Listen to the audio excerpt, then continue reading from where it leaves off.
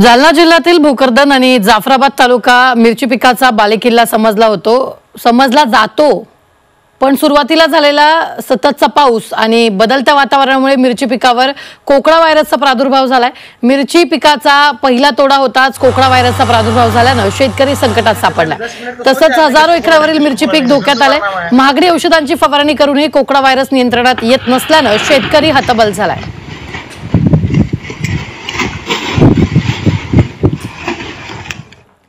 साताऱ्यातील औंधमध्ये शिमला मिरचीच्या बोगस रोपांमुळे शेतकऱ्यांचं लाखो रुपयांचं नुकसान झाले। संतप्त शेतकऱ्यांनी कृषी विभागाच्या अधिकाऱ्यांना घेराव घातला।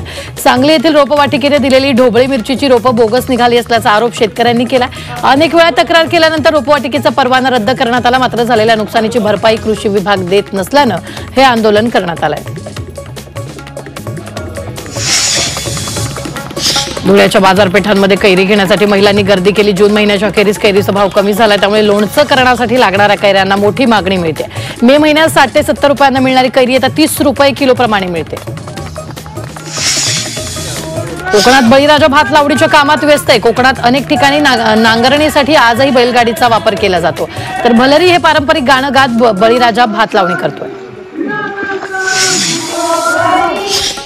जालना जिल्ह्यात मे महिन्यात झालेल्या अवकाळी पावसाने शेतीचं मोठं नुकसान झालंय। 2101 हेक्टरवरील पिकांना तडाखा बसल्याची माहिती आहे। तर या नुकसानीपोटी जिल्हा प्रशासनाने 4,13,00,000च्या मदतीचा प्रस्ताव पाठवला। यामध्ये 3,448 शेतकऱ्यांचं नुकसान झालंय। बीडच्या अंबेजोगाईतील चणई शिवारामध्ये काळविटांचा धुमाकूळ पाहायला मिळतोय। अंबेजोगाई परिसरात काळविट अक्षरशः झुंडीने फिरत असल्याने पेरणी केलेल्या शेतांचं मोठं नुकसान होत आहे। या मोकाट काळविटांचा तात्काळ बंदोबस्त करण्याची मागणी शेतकरी करतायत।